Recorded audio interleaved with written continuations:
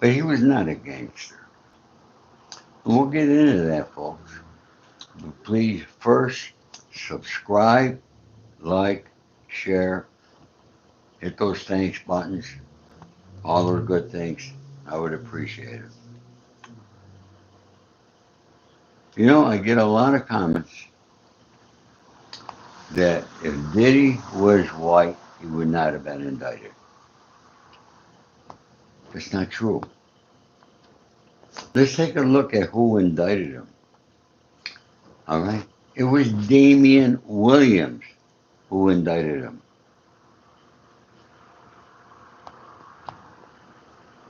Good. Hi, Mario. How are you, buddy? Thanks for coming.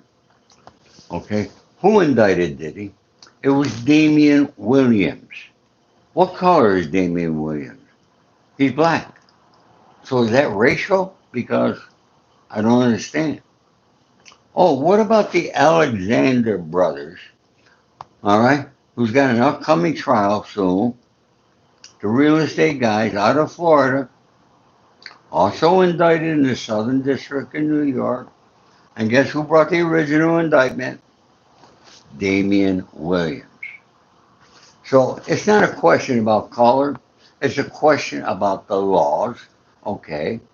And Diddy was rightfully indicted for what he did.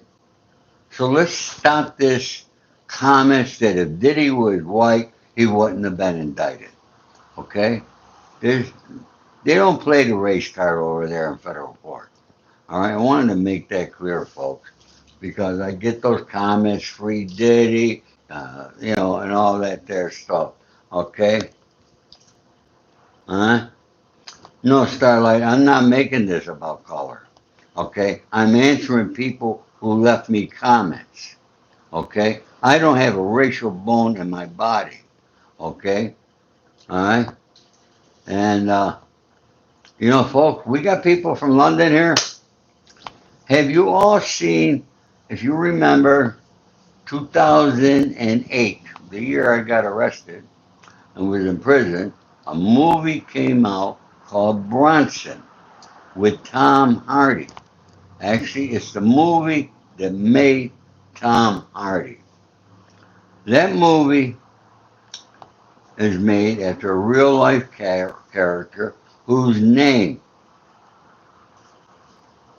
is Charlie Bronson. And Charlie has been in prison in London, over in England, for 50 years. Somebody said I should be going back to prison. You're so disrespectful. You're one of those people I talk about. Your parents didn't teach you respect, loyalty, or honor, and you know nothing, okay? And you want to come here on my show and interrupt my people, my friends, my family, okay? These are the people that come and listen to me. So let's get back to Charlie Bronson. 50 years. Has anybody here, all right, seen that movie? Okay, please leave me a comment. Have you seen the movie Bronson? You got to see it, all right? I was involved in that movie. And I'll never forget. I was in London. I was out with Joey Pyle, who's the head of the firm. All right. And he told me we're getting close. We got an actor for the movie. And he had a video clip. Now, this was after a night out, after the pubs, and every night in London, after the pubs closed up, several of us went to Joey's house, congregated in the kitchen, and more drinking and stuff. I don't know why. I can't answer it. I don't drink. Very rarely. I have a shot of tequila or something like that there nowadays, but that's about it. But when I go to London, I could drink. I could stand at the bar and drink with these guys. And trust me, they could drink. But anyways, he had a video clip of it. This is back in the day when you had videos, those big bulky things. He said, all right, watch it. I watch it, and I see this. I said, what? I just, Joey. I said, that's Charlie. He said, no, it's not. He said, that's the actor we got. His name's Tom Hardy. Damn, I tell you, Tom Hardy did such a great job, and he looked just like Charlie Bronson. Okay? Charlie's a friend of mine. He read my book. Okay? And I just got a response from what he said about my book. And then I'm going to show you some pictures, okay? All right, this is from a girl, Vanessa, who's in touch with Charlie constantly. We're trying to get Charlie out of prison after 50 years. This guy's 70 something years, okay? And he didn't kill nobody. He didn't rape nobody. He didn't molest any children. No, he just happens to be a violent person. In prison, he kidnapped the warden.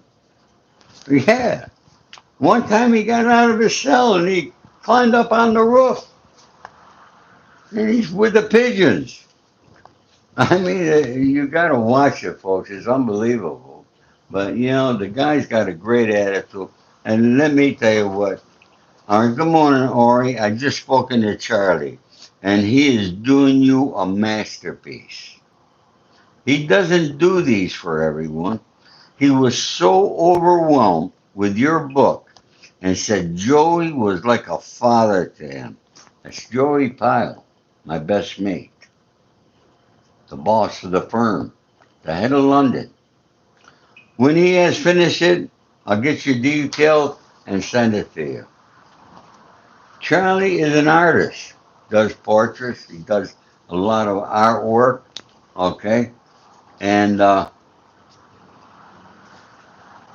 going to share some of it with you, all right? This is who Charlie is, all right? That's who he is, all right? You got to watch that movie. Thank you, please. And hey, a lot of his artwork is prison stuff, okay? And that girl Vanessa, she shows his artwork at a museum over in London, okay? All right, but here's another. Let me get it over here, folks. Okay, all right. And it says, if this sausage is pork, I'll spool up in your face, then shit in your mouth. And then he wrote this to my son Anthony. Anthony,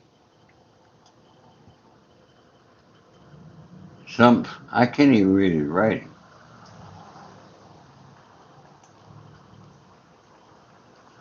But there it is. But he wrote this one to my son Anthony. Okay, all right, because my son Anthony, as you know, very involved with me in a lot of things. All right, there's a little booklet on Charlie Bronson. There's a lot of stuff about him. You got to Google his name, Charlie Bronson. All right.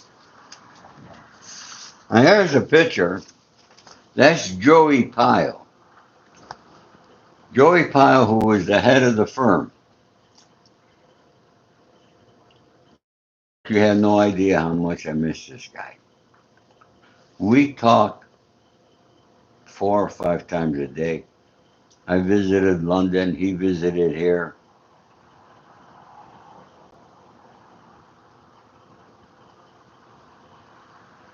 Yeah, Joey Pyle. He wrote a book, and I'm going to talk to his son. I think we should republish it. All right, it was a best-selling book called The Changing Face of Organized Crime that he wrote. All right, you like gangsters? There's somebody you gotta Google his name, Joey Pyle. Okay, and look at his funeral they had for him. Okay, you won't believe it, folks. All right. Welcome to Madness. All right, a card Charlie sent me. Orlando, great to hear, but I'm not really interested in Bronson the Star.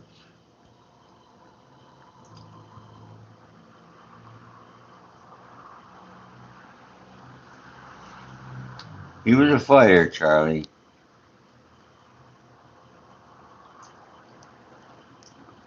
Yeah. His real name is not Charlie Bronson, okay? But when he got nicked over there in London, the cops gave him that name, Bronson, Charles Bronson, for some reason. All right, and that's the name that stuck with him. Okay, and that's what he's known. I'm not gonna read everything, okay? But I just want to show you a few of the pictures, a few of the artwork. All right, these are the sort of things that Charlie does. All right, there he is, strapped, thing over his head. I don't feel too clever. Control. That's when he was in Broadmoor Criminal Lunatic Site. But anyway, I wanted to share that with you folks, okay, and let you know some of the people, some of the gangsters that I really know, I met, I've been with, and they're my friends, okay? Jeffrey can pull your ear, okay? Folks, my son said, Dad, you can't be reading all those comments when you're doing a live show. Huh?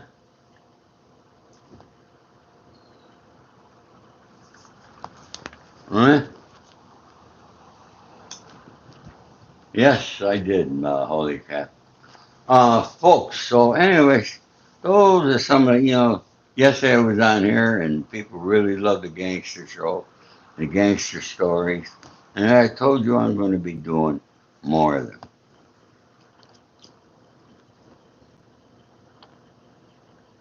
What am I going to tell you about today?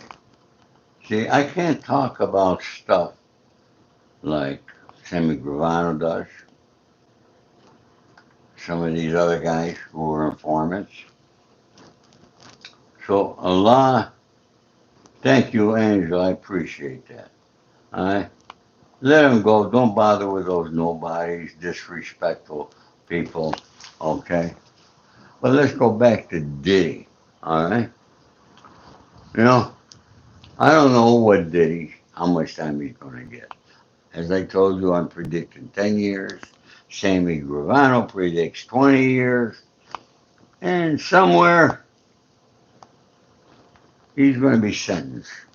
He's going to get time because he needs the time. No matter how much time he gets, he needs time to realize what he has done, who he's hurt. He needs to take responsibility. He hasn't done this. He still thinks he's that guy, big singer, okay? He's not that person no more. He's talking about he was going to do Madison Square Garden. Quite honestly, maybe he'll fill it up and maybe nobody will go. I don't know. I don't have that answer. I don't know. And I'm not a psychic. So, no, I really can't say. Me personally, I would not go. Okay? You know, I got no hate for anybody, as I told you many, many times. But I do hate woman beaters. I don't like men who beat women. I don't like men who abuse children. Okay? You know, Cassie was part of his freak out party. She did say she enjoyed them. She did call some of the sex workers herself. Yes, yes, yes. But then, the moment she said no more, that's the end. Now the law changes. That's the moment a girl says no. Man, you must stop. That's when a man should stop. He didn't. You know, so, these people who are out there trying to defend it, he didn't do nothing wrong. If he didn't do nothing wrong, he would not be sitting in MDC Brooklyn. Simple as that. But what's wrong with these people that they can't understand that? What's wrong? I don't know. Epstein files. They indicted him. He got unalived, whatever they say, in prison. I think that's a bunch of crap. I think somebody did it. He didn't do it. The guy was going to a bail hearing in 2 days. All right? He's thinking and hoping that he had the money to be able to bail out. Why would he do this here that they say he did?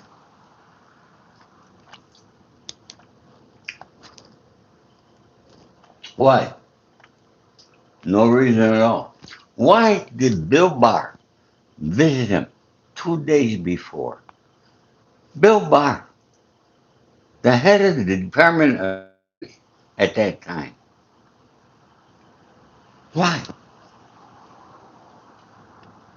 If you're the head of the Department of Justice and you want to see or talk to somebody as an inmate in a prison, you send an FBI agent or somebody who works in your office. You don't go. But don't forget, it was Bill Barr's father who discovered Epstein, who hooked him up with Wexler, who got him a job teaching in a school, a very good private school, and he had no good, Epstein had no degree. He was not a teacher, but gave him that job. Any of you not teachers can go to a school and get a job? No, you can't.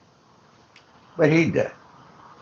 And he introduced him to Maxwell, Ghislaine Maxwell's father, who was big in the Mossad out of Israel.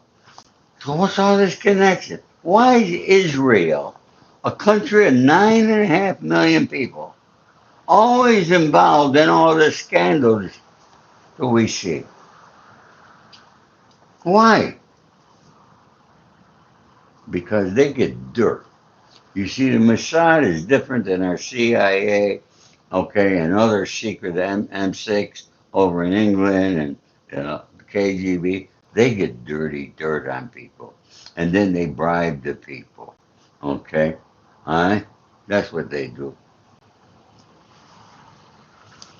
And that's a big subject for another story. Folks, if you haven't subscribed yet, please subscribe, like, and share, okay? And don't be shy. Hit that thanks button. For all of you who have hit that thanks button, I no, I appreciate you all. I come here for only because of you. Okay, I was resting a little bit. Okay, because I was very tired, and I got an interview coming up on a Zoom. All right, out of Australia. All right, so that'll be posted on YouTube and other places once they edit and so forth. So I'm doing that there in 1 more hour. Okay, uh, so I want to share those things about Diddy, and especially my mate Charles Bronson. I'm going to be doing a show exclusively about Charlie Bronson, and I'm going to be asking all my friends, no matter where you are in the world, to take a moment once I have the addresses, to write letters and let's try to get Charlie Bronson out of prison after 50 years. He's got a parole hearing coming up, and it. Let's hope it. Let's hope he gets released and be able to go home and spend his final days. Uh, it's a shame that he spent so much time there, and like I said, never killed nobody, raped nobody, molested nobody. Mhm. Yeah, we got Sears. We got somebody from Europe there. Thank you. Okay, normally I get a lot of people from London. I don't know if they're in here today or not. Okay, all right, and but I wanted to share those things with you folks. All right, Charles Bronson's real name is Peterson. Been in prison since 1974. My youngest son, my two boys were not even born then. All right,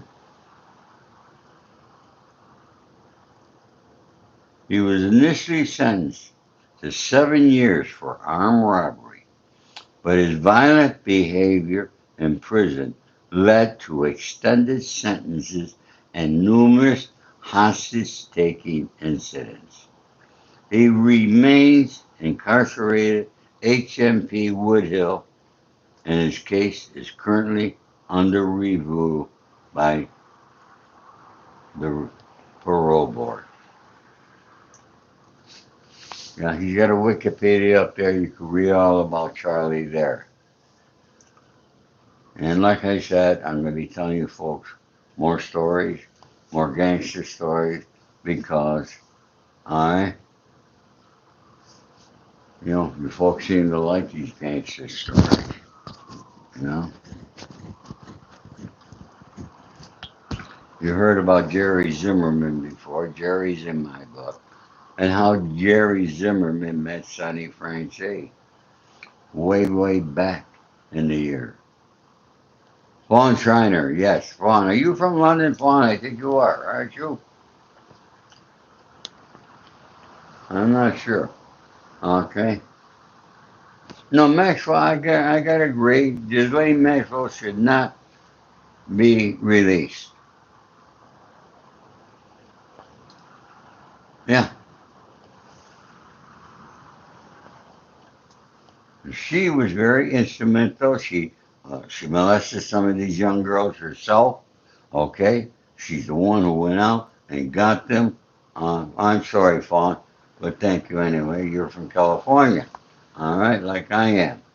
Okay, but what she did was deplorable, disgraceful, and she doesn't deserve to be pardoned. And I hope Trump does not give her a pardon. And folks, there's Cyrus from Germany. Thank you, Cyrus, for being here. And there we go. We got Ivy from the UK here. Okay, Ivy, we've been talking about Charlie Bronson. All right, who's been in prison for 50 years over there. All right, catch the replay, please. All right, and like and share it. Uh, boy, that's what. Huh? Thank you there, Ivy. Ivy subbed to my channel. Okay, we got Gio from my friend from Buffalo, Nancy Flower. Nancy Flower, I thank you so much. Nancy Flower is all there. She just gave me a thanks, folks. Okay, I appreciate it. Nancy, all my love and respect to you as always. God bless you, kid. I love you. All right. South Carolina. Got people from all over. Okay. I love you all. Trying to think of what I'm going to be talking about, but some of the things. All right. I'm going to be talking about the mafia, what the mafia really is. Okay, I'm going to tell you what a hitman is, a button man or specialist. Okay, there's a fallacy that people think the guys who are in the mob that you could hire them to go out and do somebody else, make somebody else alive. That's not the case, folks. Okay? First of all, in the life, and if you're in that life and you got to go out, you told you got to go out and do something like that, you don't get paid for it. You do it because you're in the life. You don't go out and take money from other people to unalive somebody else. That don't happen. Don't believe in that fallacy. Okay? All right? All right? Made man inducted, got his button. What's a rat? Snitch, turn, flip, RICO charges, violence, in prison talk. We're going to be talking things like that there. All right? Drugs, vices. Talking to drugs and vices. You all remember the movie The Bronx Tale? Keisha Taylor, thank you for the thanks. God bless you. You guys remember the movie The Bronx Tale? Chaz Palminteri. I actually knew Chaz when he was a doorman at a nightclub many, many years ago here in Los Angeles. And how he got that movie, The Bronx Tale. But if you all remember, there was an actor in there, Lilo Brancato. All right? Lilo, he had a great future ahead of him, but drugs messed him up badly. Drugs are deadly, a terrible vice. He got really, he was going robbing people, all right, to get money to buy more drugs. Then he and some other guys went out on a robbery. A former NYPD officer ended up there. He got shot and unalived, and but you know, Lilo was not charged with a murder. He beat that murder charge, but he was charged, and he ended up doing 8 years in prison. Okay, he's out now. He's trying. He's sober. God bless. I hope he stays that way. And through another friend in New York, they reached out to me, had a phone call conversation with him this morning, and I'm going to do what I could. All right, but there's no promises. Okay, of an upcoming movie that my dear friend and the writer of my script and the director of my movie, George Gallo, he's got a major movie coming out. All right, and John Woo's going to direct it. It's going to be a major film, and so I asked George to see what he could do to get a part for Lilo, and you know we try to help the underdog for Nicholas. Thank you for your service. Nicholas here, folks. Everybody thank Nicholas. He's a disabled Navy veteran. Just joined us here. All right. Everybody, please thank Nicholas for his service to our great country. Okay. Uh, Folks, you had no idea. You know, I went to the VA today. Everybody loved these glasses yesterday. All right. Everybody, I can't tell you how many comments, and everybody loved these glasses. I got to tell you, I got them from the VA. All right, so I had to go there today so they could adjust so they fit better and weren't falling off of my face. All right, but I'll tell you this: the people that work at the VA, they're the real heroes. And like I told you before, they respect us and honor us. It's really great there.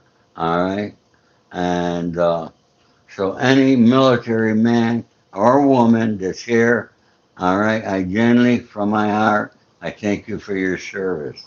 Okay, you know I'm very big on there. Okay, so Nicholas, God bless you. Thank you so much. for joining us here today and being part of my family. And I consider the people to come here and listen to me my family. Okay, this is not about me, this is about you folks. Okay, so I want you to know that. Now, you might see I did a short. It was only a picture of me and a gal. Her name is Petra Marie from Texas, and who I met, and she's a singer. She's got dreams, and I introduced her to my son and his partner, Mike Testa. Mike Testa is a producer and works closely with my son. He produces people like Pink. Actually, his studio happens to be Diddy's old studio. He took it over and renovated it. Yeah, okay, that's funny. There's Diddy again. All right, but he took Diddy's old studio over here in Hollywood, and they are producing this girl, uh, Marie. She calls me Angel, and she's from Texas. So they just recorded another song. She went back to Texas last night, but she'll be back here shortly. And when she does, I'm going to be interviewing her at my studio in Brentwood. I also told you I'm going to be interviewing George Gallo and Nick Vallanoga. Once again, for those of you who don't know, George Gallo wrote Midnight Run, Bad Boy, Middleman, Comeback Trail, and go on and on and on. Okay? He's one of the best writers in Hollywood and well as a director. Okay? And he's also very creative. You ought to see his artwork. All right? He's going to be giving me a piece.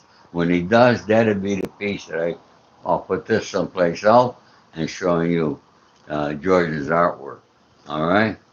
And then I'm going to be uh, interviewing some actors because next month, big announcement's coming out. And I'll let you know when that announcement is there and keep you up to date on that there. So, uh, so make sure that you're following me, subscribing to me, got your notifications on. You never know when I'm going to come live. Okay. Uh, and so I wanted to share. Folks, I try to share you all good things, positive things. Sometimes we got to talk to you about things that are not so good. Okay. One subject I don't like to talk about is politics. And every time I do talk about politics, I mean, I did a post. I only got like 175 views on it. All right, and uh, couldn't figure out 175 views. So I'm talking to my daughter. She lives in upstate New York. I said, "You watch my?" She said, "Dad, I watched the one you just did. I watched 2 minutes of it and I stopped." I said, "Holy shit, that's my daughter. That's my daughter," and she stopped. Now I understand why nobody liked it. So and I don't blame them. Okay? Yeah, I only got 175 views on that video.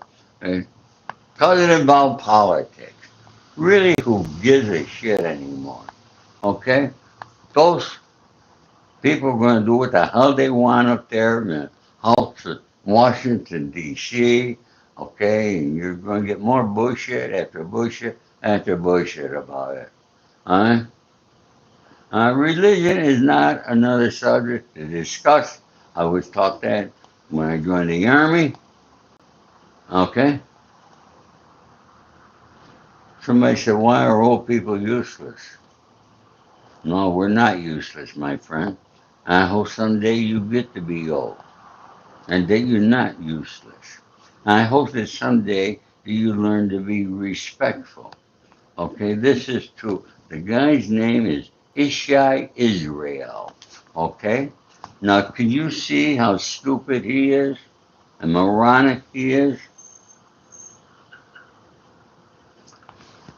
It's the wisdom, the experience, and the things that us old people go through that we try to help the young people not to go through, or what we did that you could learn and become a better person. See, I want everybody to achieve to be better. Because together, as I've been telling you every time, and I'm going to tell you again, okay? Hawaii, my favorite place, DG, okay? And I keep telling you, I say it in my book, and I say it to you every time. Be kind and nice to other people. A simple hello to somebody, you can make their day. I was brought up at a different time than most of you. I was brought up at a time when we talked to our neighbors, our doors, we didn't have to lock our doors, okay? We were all safe. We played together in the neighborhood, all as kids. Not like today. Today, everybody's on the phone. They don't talk to anybody. But I guarantee you, folks, if you try it and you haven't done it, start saying hello, good morning, good afternoon, good evening, people. If you're walking down the street, you're in the store, don't be afraid to do it. Okay? Do it. And I guarantee you, it'll come back to you tenfold.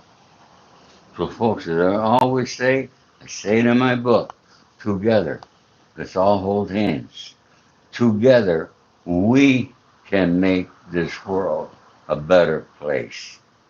Let's not depend on those people that are in Washington, D.C. They're only bullshitters, but we're not. We can do it. And I want to thank you folks. Okay? Yes, I believe in God. Yes, I pray every night. I pray every morning. I don't go to church. I was born a Catholic. I will die a Catholic. Okay? And I'm there, folks, once again, as usual. All right?